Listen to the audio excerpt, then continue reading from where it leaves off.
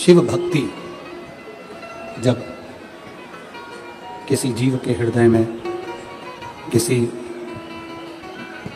मानव के हृदय में प्रवेश करती है तो वो शिव भक्ति कहीं ना कहीं व्यक्ति को पुनरपि जननम पुनरपि मरणम के प्रपंच से छुड़ा देती है और शिव से मिला देती है। एक छोटी सी भी शिव भक्ति, एक क्षण की भी शिव भक्ति व्यक्ति के जीवन को जन्म और मृत्यु के प्रपंच से छुड़ा बैठती है। जगत गुरु शंकराचार्य जी ने भी अपनी वाणी में यही कहा कि भजन वो किया जाए जिससे हमारा जन्म और मरण का प्रपंच छूट जाए।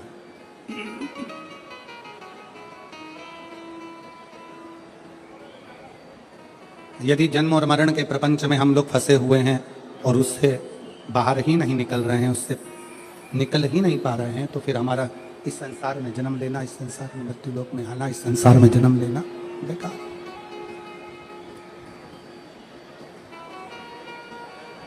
आप जितनी देर भगवान शंकर की भक्ति करें, थोड़ा क्लियर आवाज करिए, क्लियर, और प्रेशर बढ़ाओ थोड़ा। आप जितनी देर भगवान शंकर की भक्ति करें, ये विचार कर कर करें कि हम जन्म और मृत्यु के इस प्रपंच से छूट जाए। 83,99,999 योनियां काटने के बाद ये मानव की देह मिलती है और ये 84,00,000वें नंबर की है।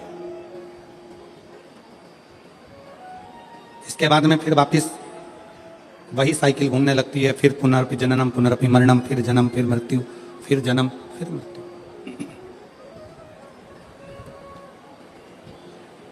और कितनी बार जन्म लेंगे, कितनी बार मृत्यु लोक में, कितनी बार हम मृत्यु लोक में जन्म लेंगे, कितनी बार हम मरेंगे, फिर जन्म लेंगे, फिर मरेंगे, कितनी बार। कहा स्कंद पुराण में, नागर खंड में एक बड़ा सुंदर संवाद आता है। कात्यायन ऋषि का।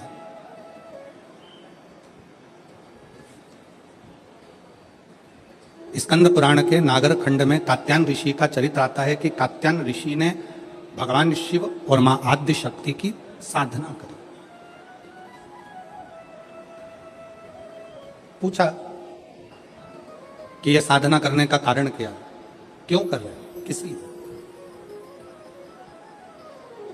आप यदि कथा में जा रहे हो तो लोग आपसे पूछेंगे क्यों जा रहे हो, किस लिए, वहां क्यों जाना, किस लिए जाना, किस कारण। आप दवाई खा रहे हो तो लोग पूछेंगे दवाई किस लिए खा रहे हो, क्यों खा रहे हो, क्या कारण है, क्यों खाई रहे हो, किस लिए। तो स्कंद पुराण का नागर खंड कहता है कि कात्यायन ऋषि भगवान शंकर की और मां आद्य शक्ति की आराधना कर रहे हैं, दोनों की। पूछा, देव ऋषि नारद ने आकर पूछा कि कात्यायन जी आप क्यों आराधना कर रहे हो, किस लिए।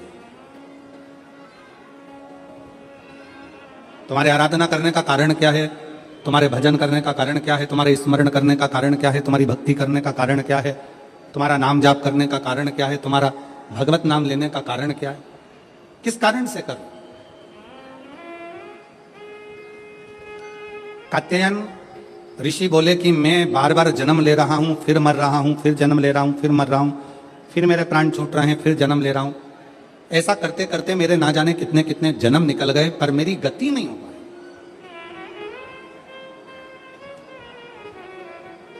कितने जन्म निकल गए, कितने। और मेरी शाहदा की जीजियों, मेरे शाहदा के जीजाओं, मेरी बेटियों बेटाओं, मेरी माताओं, मेरे भाई मेरी बहनों, मेरे सखा मेरे बांधव, एक बात बहुत सावधानी से स्मरण में लीजिएगा अगर आपके दिल में शिव महापुराण की कथा सुनने की उमंग, तुम्हारे दिल में भगवान शंकर की कथा सुनने का उत्साह, तुम्हारे दिल में भगवान शंकर की कथा में पहुंचने की उमंग, उत्साह अगर तुम्हारे दिल में आया है तो समझ लेना कि अब हम बार बार जन्म नहीं लेंगे और बार बार मृत्यु के प्रपंच में नहीं। अब हमें शिव मिल गया, अब हमें शंकर मिल गया, अब हमें शिव की प्राप्ति हो गई। प्यार किसको कहते हैं? प्रेम किसको कहते हैं? प्रेम की परिभाषा क्या है? प्रेम किसको कहते हैं? कि जिससे मिलने के लिए उत्साह बढ़ता जा, उमंग बढ़ती जा, दिल में तमन्ना, उत्साह, उमंग बढ़ती चली जाए।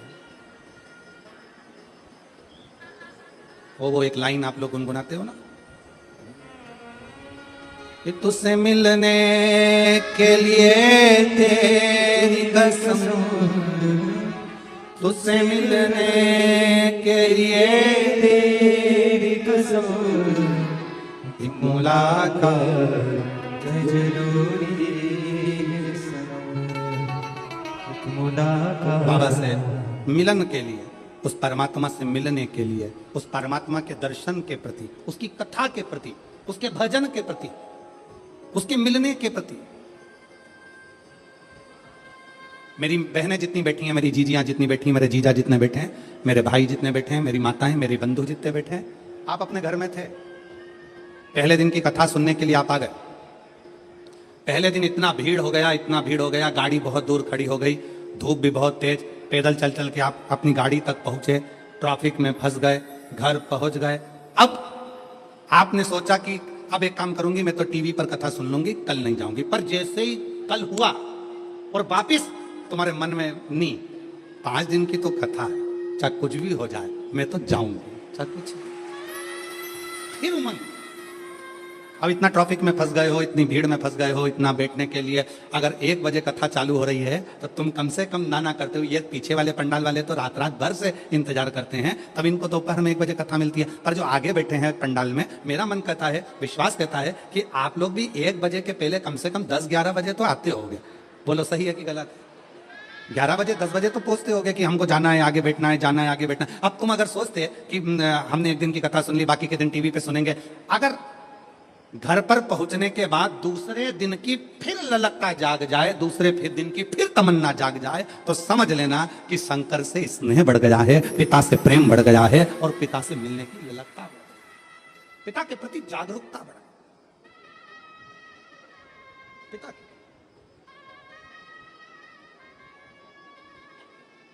उससे मिलन की आस बढ़ गई, उससे मिलन।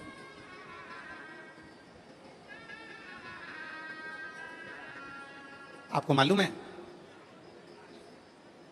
लंका का राजा रावण शंकर भगवान के कैलाश पर्वत को क्यों उठा रहा था? इसलिए उसके रास्ते में जाने में दिक्कत हो रही थी, इसलिए पुष्पक विमान पर बैठकर रावण जा रहा था और कैलाश के ऊपर से विमान उड़ नहीं पा रहा था, तो नीचे आकर खड़ा हो गया और गुस्से में उसने कैलाश पर्वत को उठाना प्रारंभ कर दिया।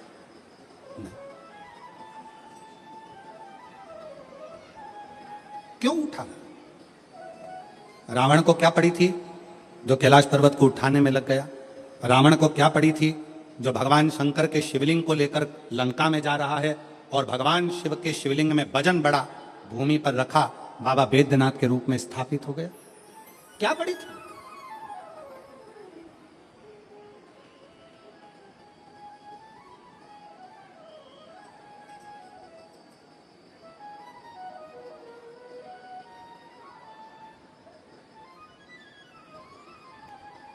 आक्रांताओं ने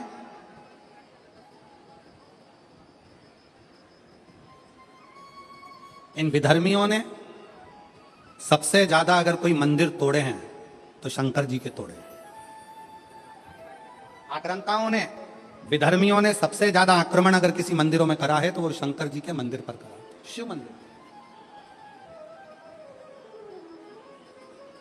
कभी विचार करिएगा, कभी स्मरण करिएगा आप, विचार करिएगा कि रावण में ऐसा क्या था कि रावण भगवान शंकर कैलाश पर्वत को उठाने में लग गया, भगवान शंकर के शिवलिंग को ले जाने में लग गया। आखिर वो कैलाश पर्वत में, वो शिवलिंग में ऐसा क्या है जिसको वो उठाना चाहता, जिसको वो उठा, क्या है?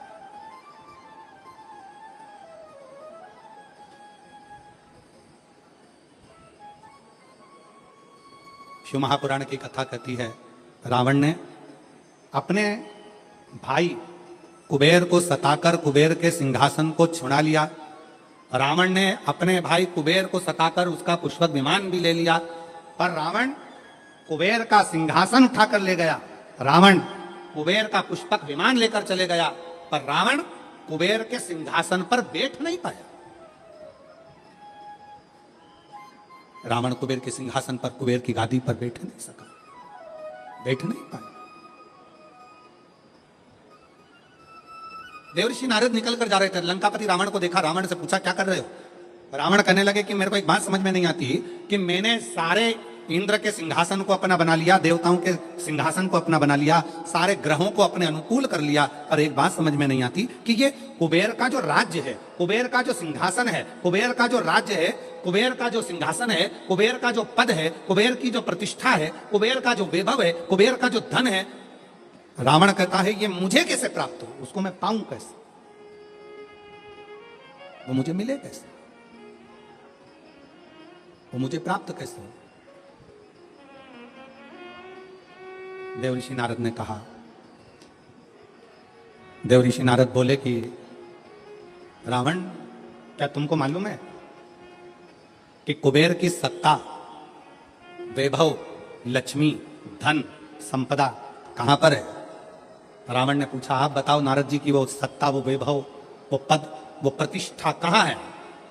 देवऋषि नारद के मुख से निकल गया कि जो कैलाश पर्वत है, जिस पर्वत पर भगवान शंकर विराजमान होते हैं, उस पर्वत के ठीक नीचे कुबेर का पद, कुबेर की प्रतिष्ठा, कुबेर का वैभव, कुबेर की लक्ष्मी, कुबेर का धन, सब कैलाश पर्वत के नीचे है।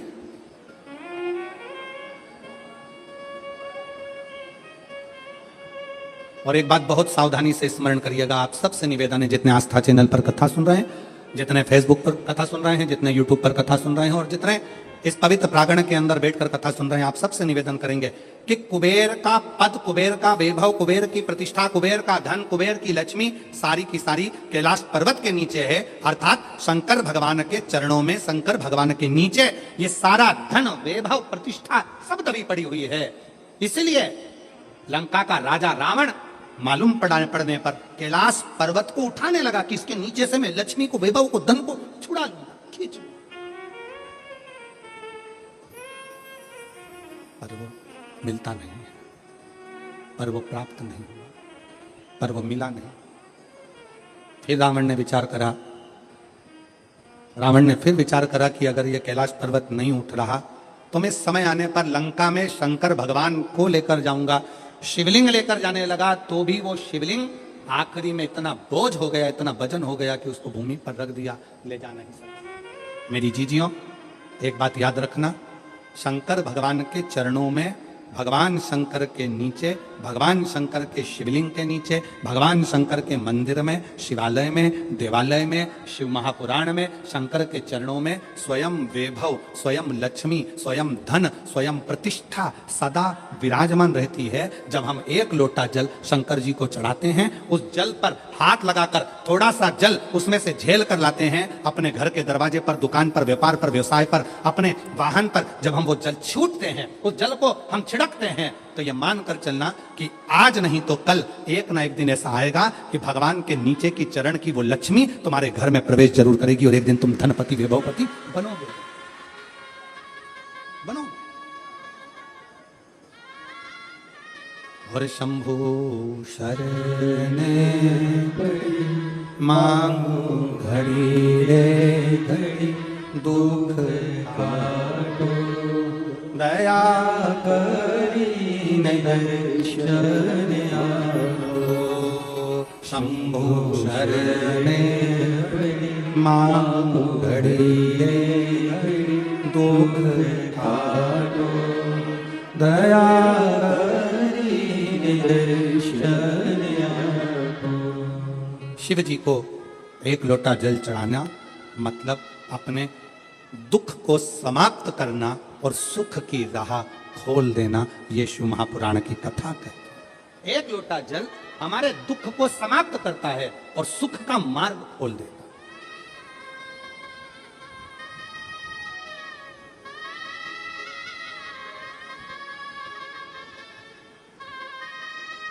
जितने लोग यहां आज लगभग 5 लाख से ऊपर शिव भक्त यहां पर बैठे हुए हैं। पंडालों की कैपेसिटी से ज्यादा भरे पड़े, जितने अंदर उससे ज्यादा बाहर अपना अपना चादर छाता लगा कर लोग बैठे हुए हैं।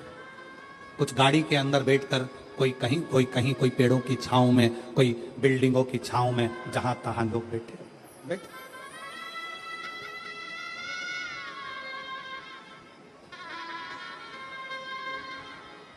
अब ईमानदारी से बोलो, अगर मेरा बाबा तुमको कुछ नहीं देता तो तुम इतने लाखों की संख्या में शहादा आते क्या?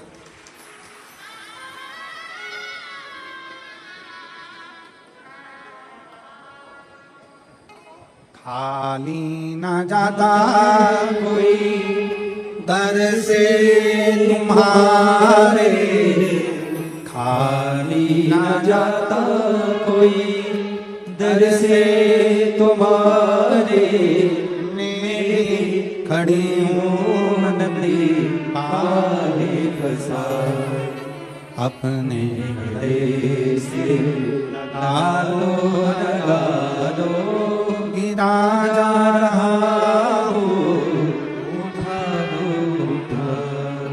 भोले अपने दर से, अब तो न टालो, गिरी जा रही हो, उठा लो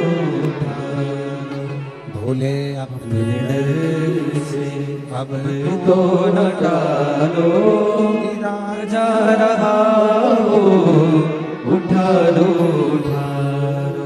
अगर भगवान भोलेनाथ नहीं देते तो यहाँ कौन आता? कौन आता? कृपा की ना होती जो आदत तुम्हारी तो सुनी ही रहती अदालत तुम्हारी, जो गरीबों के दिल में जगह तुम ना पाते तो किस दिल में होती इबादत तुम्हारी। ये तुम्हारी ही कृपा है, तुम्हारी।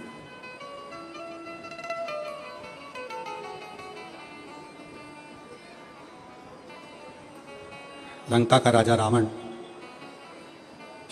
कैलाश पर्वत को उठा रहा है। क्यों?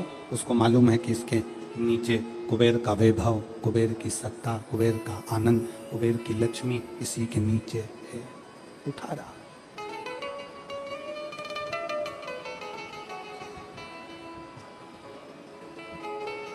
उठा नहीं कैलाश पर्वत, हिला नहीं कैलाश पर्वत, उठ ही नहीं पाया कैलाश पर्वत, नहीं। फिर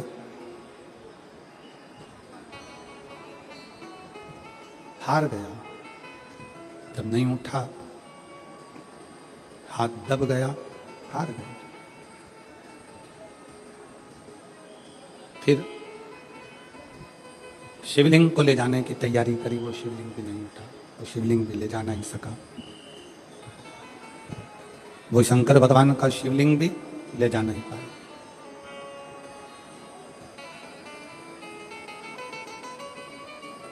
इन हाथों की लकीरें अगर गलत हैं,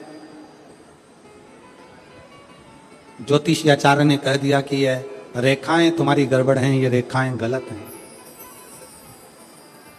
तो इन हाथों में जल का भरा हुआ एक लोटा पकड़ाओ, इस हाथों से शिव जी को जल चढ़ाना प्रारंभ करो, इन हाथों से शिव मंदिर में सफाई करना प्रारंभ करो। हाथों की लकीरें धीरे धीरे सुलझना प्रारंभ हो जाएंगी और तुम्हारा जीवन श्रेष्ठ होगा, जीवन श्रेष्ठ। ये भाग्य की रेखाओं में, ये भाग्य की रेखाओं में अगर कुछ गलत लिखा गया है, इसको शिव मंदिर में, शिवालय में, भगवान शंकर के चरणों में इस मस्तक को झुकाना प्रारंभ करें।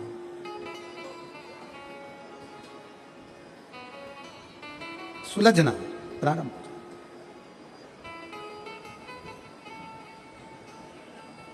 पर उसमें सबसे मूल है अपने मन का संयम।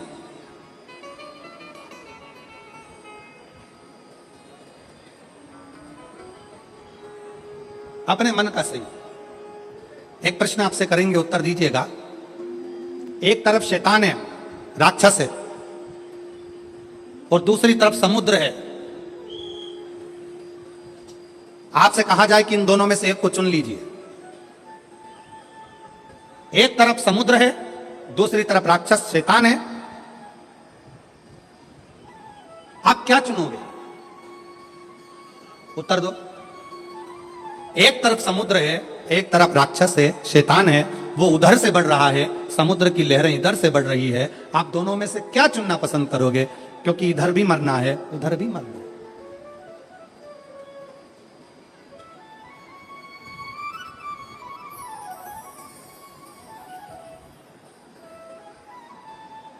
क्या चुनो? तो हो सकता है आप में से आधे लोग कहें कि हम समुद्र को चुन लेंगे, कोई कहे हम राक्षस को, शैतान को चुन लेंगे। पर शिव महापुराण की कथा कहती है कि समुद्र कितना गहरा है यह आपको मालूम नहीं है, पर वो राक्षस, वो शैतान कैसा है यह आपको मालूम है। तो प्रयास करना कि वो राक्षस को चुनना श्रेष्ठ है, कि कम से कम ये राक्षस है, ये हमको मालूम है, इसको कैसे डील करना है ये हमको मालूम है, ये कैसे इसको संभालना है ये हमको मालूम है। हम उस राक्षस को छोड़कर अगर समुद्र के पास जाएंगे, दिख तो अच्छा रहा है, लहरें भी अच्छी लग रही है, पर यह कितना गहरा होगा और कितनी गहराई में ले जाएगा और कब समाप्त कर देगा पता नहीं चल पाएगा, पता नहीं चल दिखेगा।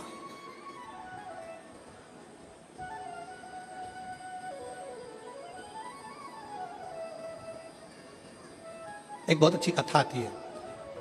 एक गांव का व्यक्ति अपना गांव छोड़ रहा है। क्यों? उसकी फैक्ट्री थी, बिक गई, उसका व्यापार था, बंद हो गया, परिवार वाले भी उसको छोड़ दे, परेशान कर।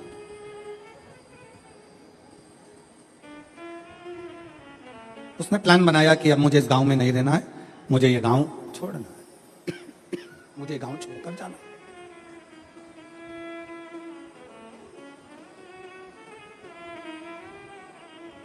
पूरा फैक्ट्री बेच दिया, घर बेच दिया, जमीन बेच दी, सब कुछ बेचकर धन एकत्रित करा, घोड़े पर बैठ गया, घोड़े पर बैठकर और सब बेचकर परेशान होकर वहां से चल दिया। 60 किलोमीटर दूर दूसरा गांव था, वहां पहुंच गया। गांव में जाकर देखा तो गांव के लोग आम के पेड़ के नीचे, पीपल के पेड़ के नीचे बैठे हुए हैं, बातचीत कर रहे हैं, सब आपस में बातें कर रहे थे। इस व्यक्ति ने अपना घोड़ा रोका, घोड़ा रोककर नीचे उतरकर उनके पास जाकर बैठा और बैठकर उसने पूछा, भैया एक बात पूछना चाहता हूं, क्या आप मुझे बताओगे? बोलो क्या बात पूछना है, क्या पूछना चाहते हो? भैया ये बताओ यहां के लोग कैसे?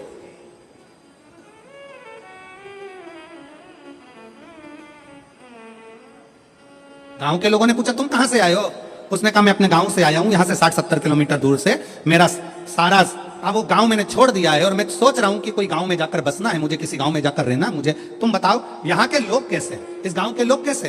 तो गांव के लोगों ने पूछा कि तुम हमसे पूछ रहे हो कि यहाँ के लोग कैसे हैं, पहले तुम बताओ कि तुम जो अपना गांव छोड़कर आए हो वहां के लोग कैसे थे?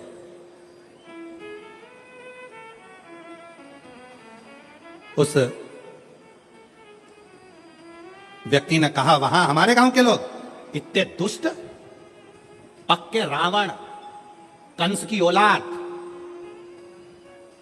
इतने गंदे पूछो मत। झूठ, प्रपंच, बेईमानी, छल सब उसमें भरा हुआ। अच्छा हाँ, अब आप बताओ आपके गांव के लोग कैसे हैं? तो उन्होंने कहा भैया तुम जो बोल रहे हो बिल्कुल वैसे की वैसे ही हमारे गांव के लोग भी हैं।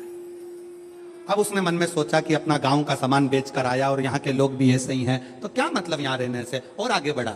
200 किलोमीटर दूर आगे जाने पर फिर एक गांव में पहुंचा। एक गांव में पहुंचा तो वहां पर लोग बैठे हुए थे, बातचीत कर रहे थे। ये उतर कर फिर गया, इसने जाकर पूछा क्यों भैया क्या बात है। गांव के लोगों ने पूछा तुम कौन हो? मैं 200 किलोमीटर दूर मेरा गांव था, सब कुछ बेचकर मुझे बसना है, कोई अच्छा गांव ढूंढ रहा हूं। अच्छा तो अब ये बताओ कि आपके गांव के लोग कैसे हैं? उसने कहा हमारे गांव के लोग, हाँ पहले ये बताओ कि तुम्हारे गांव के लोग कैसे थे?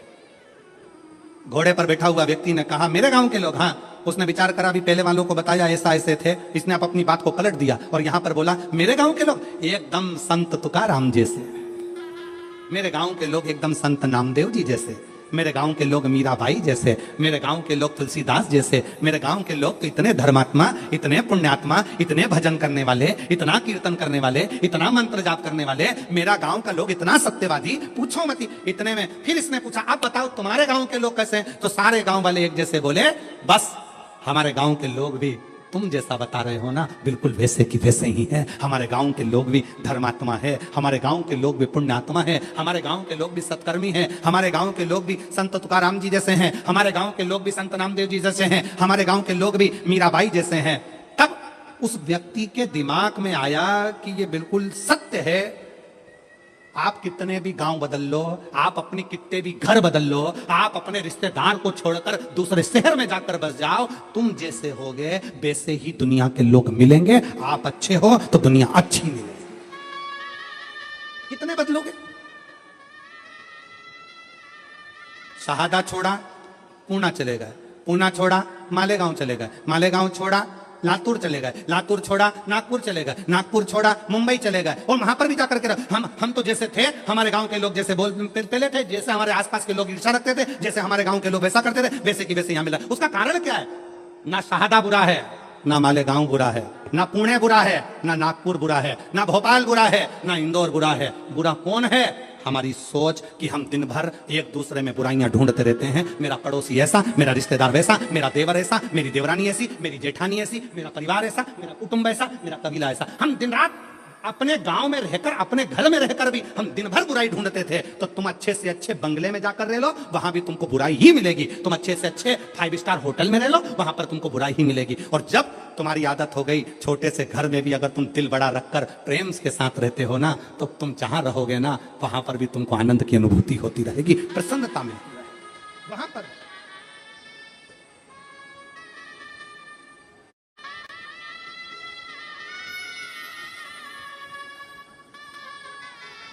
वो कहते जो जैसी भावना लाया वो वैसा ही फल पाया, जो जैसी भावना लाया वो वैसा ही फल पाया।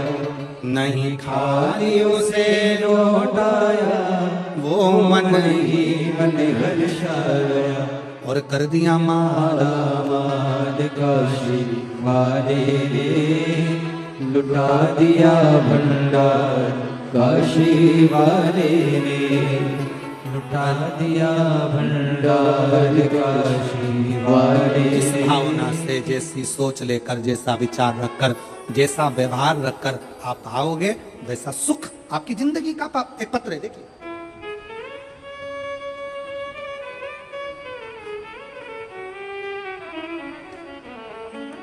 मेरा नाम ललिता परमेश्वर पाटोले, मैं नासिक महाराष्ट्र से हूँ।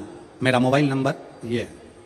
मेरा नाम ललिता परमेश्वर पाटोले, मैं नासिक महाराष्ट्र से हूँ। मेरा मोबाइल नंबर ये है। कहीं बैठी हो तो हाथ हिला सकती हैं, और अगर कहीं बैठी हो तो बेलपत्र लेने के लिए आ सकती हैं। बाबा मेरे पति, पत्र को आप लोग एलईडी पर पढ़ सकते हैं, कहीं एलईडी उन पर पत्र चल रहा है, एलईडी पर पत्र पढ़ सकते हैं। बाबा मेरे पति आर्मी से रिटायर हैं, वे अब रिक्शा चलाते हैं और पढ़ाई भी करते हैं। आर्मी से रिटायर होने के बाद मेरे पति रिक्शा चलाते हैं और पढ़ाई भी करते हैं। 2023 को नासिक में कथा चल रही थी, जब दादा बाबू भूसे ने उस पवित्र कथा का लाभ हमको दिया था। हम लोग नासिक के उस पवित्र कथा को सुन रहे थे। मेरे पति आपको नहीं मानते थे, ना मेरे पति आपको जानते थे ना मानते थे। गुरुदेव उनका विश्वास नहीं था, क्योंकि मिलिट्री में सर्विस करते थे, जैसी सोच थी वैसे अनुकूल बोलेगा। मैंने अपने पति से कहा आप भले कथा सुनने मत जाओ, मुझे पंडाल के बाहर छोड़कर आ जाओ। मेरे पति मुझे पंडाल के बाहर छोड़ने आते थे, चले जाते थे। तब वो तीसरे दिन पंडाल में भीड़ के वजह से रुक गए। उन्होंने कहा भीड़ ज्यादा है, वापिस लेने कैसे आऊंगा? तो उन्होंने गाड़ी खड़ी कर कर तीसरे दिन की कथा में पंडाल में ही रुक गए। पंडाल में रुके। उस दिन धूलिया से एक औरत पैदल आई थी। उसे देखकर मेरे पति के आंखों में आंसू आए। बाबा सबकी सुनता है। उसने उस स्त्री से पूछा, तुम पैदल चलकर धूलिया से नासिक आई हो, तुम्हें बाबा ने क्या दिया? उस महिला ने कहा, मैंने जो मांगा था मेरे भोलेनाथ ने दे दिया, इसलिए मैं पैदल चलकर नासिक तक आई हूं। नासिक तक आई हूं। मेरे पति को लगा मैं आर्मी से रिटायर हूं, अब रिक्शा चलाता हूं, पर मेरी कोई सरकारी नौकरी नहीं लग रही है, मेरे बेटे की भी नौकरी नहीं लग रही है। आज कथा का तीसरा दिन है। आज मैं पृथ्वी पर बैठकर, पंडाल में बैठकर बाबा से विनय करता हूं, अगर कुबरेश्वर बाबा शंकर जी की कथा में अगर प्रबलता है तो वो मेरी भी नौकरी लगा दें और मेरे बेटे की भी लगा दें। गुरुदेव, बेटे का मेडिकल बार बार रुक रहा था, नासिक में उसका मेडिकल होने वाला था, और मेरे पति ने तीसरे दिन की कथा में बाबा से गुहार लगाई। लोग कहते हैं कि यह शिव महापुराण का पंडाल है। मेरे पति ने कहा, वो सियोर वाला महाराज इतना दमदारी से बोलता है, मतलब शिव पुराण की कथा में शंकर खुद कथा करता है, अगर उसके सामने बैठकर बोला जाए तो बाबा सुनता जरूर है। मेरे पति ने गुहार लगाई और बाबा से प्रार्थना कर कर मेरे पति कथा सुनकर आ गए। जब पूरी कथा हो गई, कथा सुनकर हम लोग घर आए। घर आने के बाद मेरे बेटा एक एग्जाम दे रहा था। एग्जाम का रिजल्ट जिस दिन हम घर पर आए शाम को, उसी दिन बेटे का शाम को फोन आ गया कि पिताजी मेरा सिलेक्शन आर्मी में हो गया, बाबा की कृपा से मैं सिलेक्ट हो गया। गुरुदेव, आर्मी में तो सिलेक्ट हो गया। मेरे पति बोले एक बार सीहोर जाना है, वहां पर जाकर बाबा से अर्जी लगाना है। कथा सुनी। 15 दिन बाद सीहोर पहुंच गए। सीहोर में कंकर शंकर की पूजन कर कर कहा, बाबा तूने मेरे बेटे की तो नौकरी लगा दी, बस मैं बचा हूं, आर्मी से रिटायर हुआ हूं, रिक्शा चलाता हूं, तू मेरी और नौकरी लगा दे। बाबा की ऐसी कृपा हुई कि बाबा की कृपा से आज ऐसी करुणा, सीहोर से आने के बाद 3 महीना भी पूरा नहीं हुआ और बाबा की कृपा से मेरा बॉम्बे के अंदर मेरा सिलेक्शन जेल के प्रहरी के रूप में हो गया और मैं बाबा को यहाँ प्रणाम करने के लिए आया हूँ।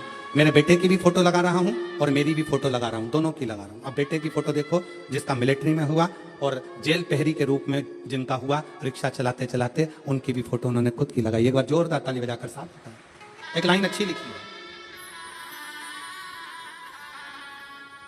बोलो जरा लाइन को आप लोग बोलो एलईडी पर पढ़ के।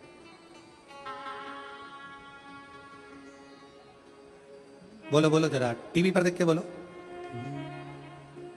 कब से खड़े हैं झोली पसार, क्यों न सुने तू मेरी पुकार, मुझे तेरा ही सहारा है मेरे भोले बाबा, मुझे तेरा ही सहारा है मेरे भोले बाबा। कब से खड़े हैं झोली पसार, क्यों न सुने तू मेरी पुकार, मुझे तेरा ही सहारा है मेरे भोले बाबा।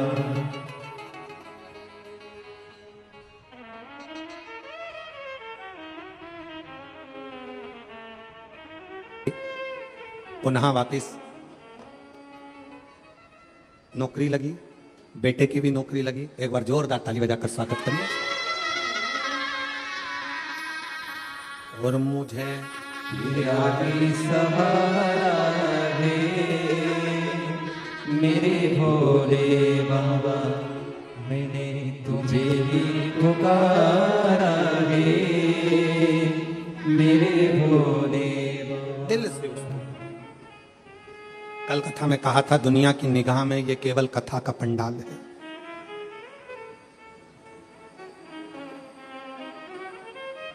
दुनिया की निगाह में केवल ये शिव महापुराण की कथा का पंडाल है, पर हम कहते हैं ये केवल कथा का पंडाल नहीं, आपकी किस्मत खोलने की चाबी का पंडाल है, जहां किस्मत खोलने की चाबी मिलती है।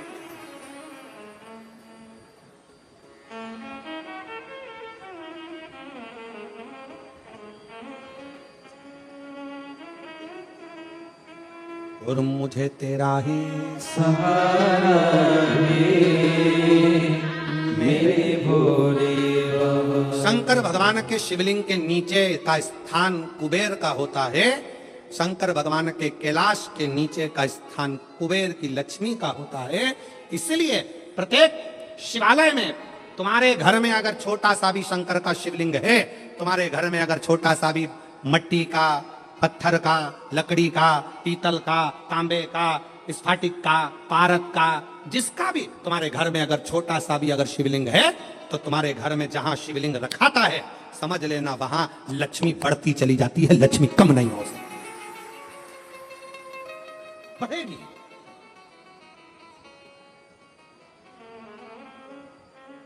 बस दो चीजों का स्मरण रखिए, एक अपने खानदान का, दूसरे अपने खान पान का।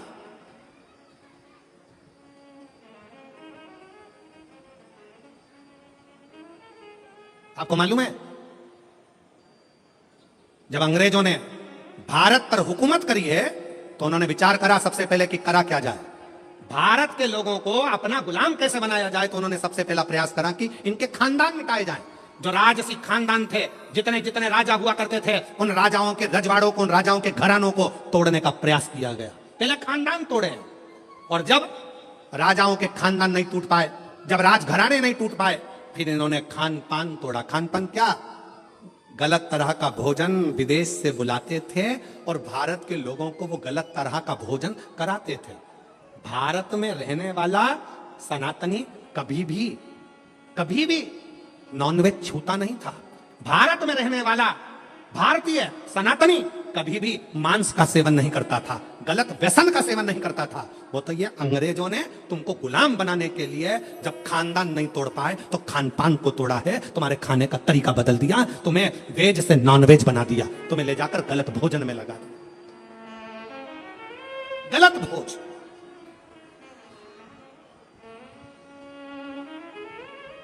क्यों इतनी बीमारियां पनप रही हैं? इतनी बीमारियां होने का कारण क्या है? और देखो प्रकृति अपना रंग दिखाती है। जिन जिन देशों में जिंदा जिंदा जीवों को तलकर तड़फा कर मारते हैं, उन देशों की हालत आज देख लो कि ऐसा भूकंप आया कि बिल्डिंग धाती चली गई और कितने लाख कितने लोग उस बिल्डिंग में दब दब के मर गए। लोगों को मालूम तक नहीं है कि कितने मर गए, कितने मरे।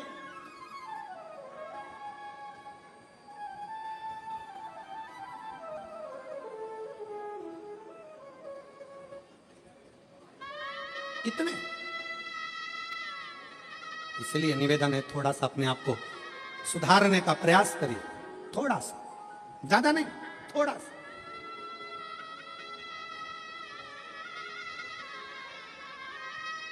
जो गलती हो गई, अभी तक जो गलती कर ली, उस गलती को अब छोड़ने का प्रयास करो। मदिरा के नशे में हो, मदिरा छोड़ने का प्रयास करो। गलत भोजन के चक्कर में हो, छोड़ने का प्रयास करो।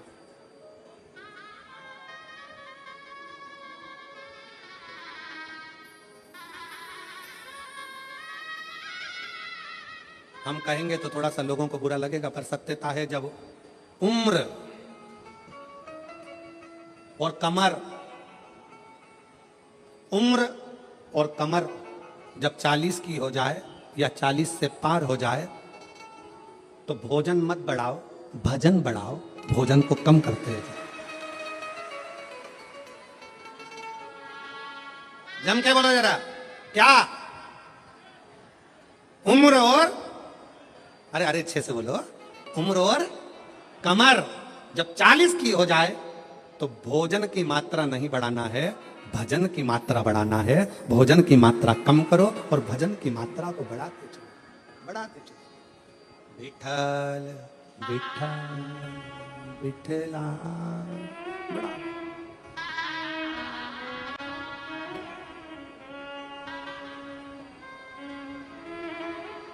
बढ़ाओ जितना बन सके। श्री शिवाय नमस्तुभ्यं, श्री शिवाय नमस्तुभ्यं, श्री शिवाय नमस्तुभ्यं, श्री शिवाय नमस्तुभ्यं। भजन की मात्रा को बढ़ाना, प्राण को, भोजन को कम कर दो, गलत भोजन कम कर दो, व्यसन कम कर दो, गलत विचार कम कर दो, गलत सोच कम कर दो।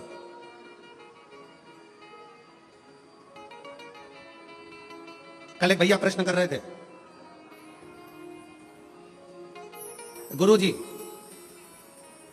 भगवान विष्णु अपने शरीर पे राख नहीं लगाते, राखोड़ी नहीं लगाते, भस्म नहीं लगाते। भगवान ब्रह्मा अपने शरीर पर राख नहीं लगाते, भस्म नहीं लगाते, राखोड़ी नहीं लगाते। इंद्र नहीं लगाते। 33 कोटि देवता कोई अपने शरीर पर राख नहीं लगाता, भस्म नहीं लगाता। केवल शंकर जी क्यों लगाते? हमने उससे कहा इतनी सी बात तो तू तेरे घर वालों से पूछ लेता कि बर्तन को राख से क्यों मांजा जाता है। बोलो दी जी हो, जम के बोलो। बर्तन अच्छा है, साफ है, तो तुम उसको राख से मांजोगी क्या? जम के बोलो जरा। नहीं, बर्तन अच्छा है, साफ है, तो उसको आप राखोड़ी से मांजोगी, साफ करोगी? नहीं। बर्तन को राख से कब मांजा जाता है? जब उसमें थोड़ी सी झूठन लगने लगे तो बर्तन को राख से साफ किया जाता है। मेरे शंकर भगवान ने सबको प्रेरणा दी है कि लोभ, आसक्ति, तृष्णा, वासना और ये अपनों की झूठन जब अपने पर लगने लगे तो तन पर थोड़ी सी भस्म चढ़ा लेना चाहिए, तो ये झूठन दूर होती चली जाती है। ये झूठन दूर, ये संसार की झूठन है। ये लोभ, ये तृष्णा, ये आसक्ति, ये वासना, ये नाते, ये रिश्ते, ये कुटुंब, ये कबीले, ये वो झूठन है जो हमारे शरीर से लगती चली जाती है, लगती चली जाती है। इसको दूर करो।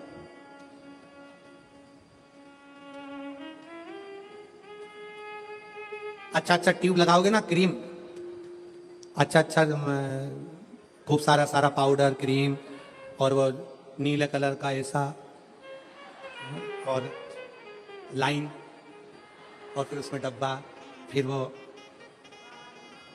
माला के वो धागा, एक नहीं दो, और फिर वो दो धागा ऐसा घुमा के, ऐसा करके,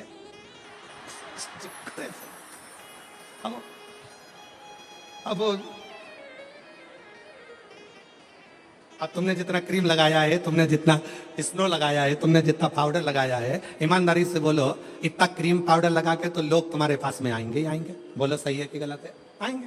अगर शंकर भगवान तो पहले से ही इतने ब्यूटीफुल थे, पहले से इतने सुंदर थे, इतने सुंदर,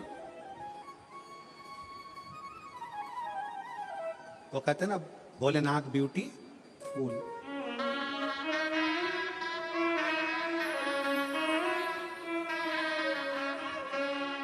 सिर पे गंगा लेवे कल्याण वो देवे भोलेनाथ ब्यूटीफुल, जो नाम उसका लेवे भोले जी दर्शन देवे भोलेनाथ ब्यूटीफुल। जो नाम शिव का लेवे कल्याण वो कर देवे भोलेनाथ ब्यूटीफुल। इतने सुंदर तो शिव पहले से।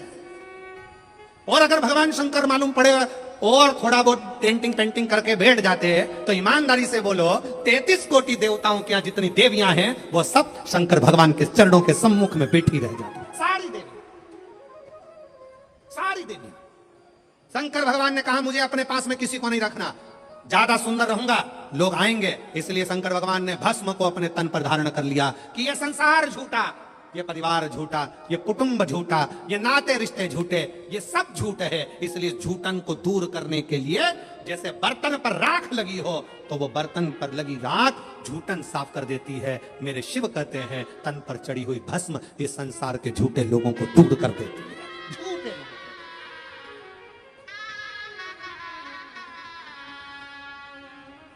जो नाम शिव का ले कल्याण दर्शन देवे भोलेनाथ ब्यूटीफुल। शिव स्वयं तन पर भस्म धारण करते हैं, स्वयं।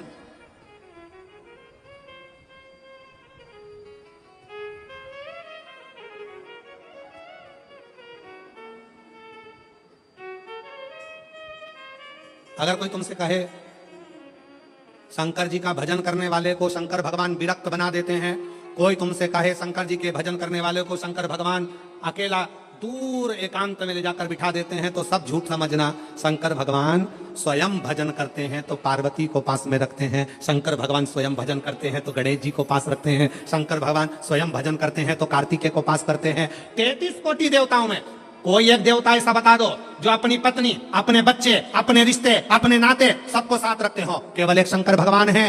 जो अपनी बहुओं को रिद्धि सिद्धि को भी साथ रखते हैं, जो अपने पोते अमोद प्रमोद को साथ रखते हैं, जो अपनी बेटी अशोक सुंदरी को साथ रखते हैं, जो अपनी बेटी जया विषहरा शामरी बारी दौतली देव उसको साथ रखते हैं। कोई एक देवता बता दो जो अपने पूरे रिश्तेदार के साथ अपने मंदिर में रहता हो। केवल एक शंकर भगवान जो अपने रिश्तेदार तो रिश्तेदार नंदी को भी अपने मंदिर में जगह देकर रखते हैं कि तू मेरे साथ में। केवल एक शिव है, शिव के सिवा कोई।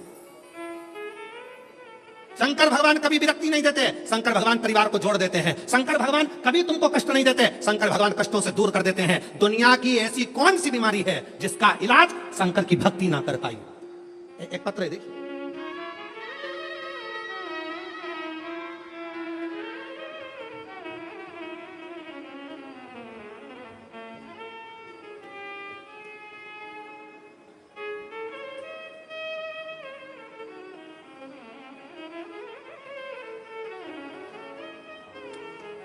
मेरा नाम गायत्री केशव केदारे है।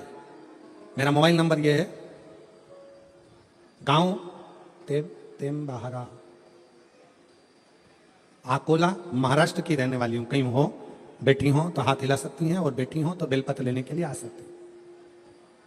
गायत्री केशव कल्हारे, मोबाइल नंबर ये, तुम्हारा गांव आकोला महाराष्ट्र। मैं श्री शिवाय नमस्तुभ्यम। मेरा नाम गायत्री केशव केदारे है। 2019 से परीक्षा दे रही हूं एमपीएससी की, तैयारी कर रही हूं पर मेरा सिलेक्शन नहीं हो रहा। तब पहली बार अपने रिश्तेदारों के कहने पर मैंने टीवी पर आपके बारे में सुना और मैंने शंकर जी की एक लोटा जल चढ़ाना प्रारंभ किया। रोज मंदिर जाती, बाबा को जल चढ़ाती, रोज जल चढ़ा कर आती। अभिषेक करने गई, शिव जी का कथा श्रवण करी, बाबा को विनय करा और आज बाबा की ऐसी कृपा हुई गुरुदेव, मैंने नंदुरबार में बाबा की कृपा से दर्शन किया और दर्शन करने के बाद वहीं पंडाल में बाबा से प्रार्थना करी